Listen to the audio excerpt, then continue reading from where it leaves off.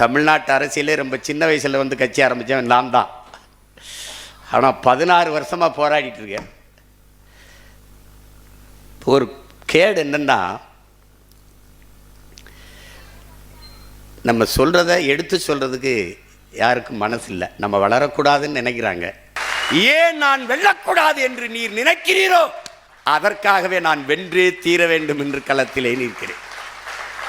இனத்திற்கென்று ஒரு அதிகாரம் கட்டமைக்கப்பட்டால்தான் நிலம், வளம், காடு, மலை, கனிம வளம் எல்லாம் பாதுகாக்கப்படும். அதெல்லாம் கண் முன்னாடி பறிவை கொண்டிருக்கிறதை நாம் பார்க்கிறோம்.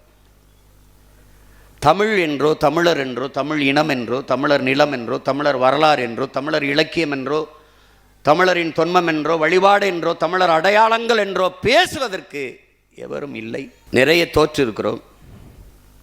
குறிப்பாக என் பிள்ளைகள், குறிப்பாக நாம் தமிழர் கட்சி பிள்ளைகள். ஆனால் உலக வரலாற்றில் இவ்வளவு தோல்விகளை சந்தித்த ஒரு அரசியல் இயக்கம் இருக்காது, இனி எதுவும் இருக்க போகிறதும் இல்லை, இருந்ததும் இல்லை. ஆனால் அந்த இயக்கம் கலைந்து போய்விடும், காணாமல் போய்விடும், சிதைந்து போய்விடும். ஒற்றை தோல்விக்கே ஓடி நொறுங்கி போனது கட்சிகள், பல கட்சிகள்.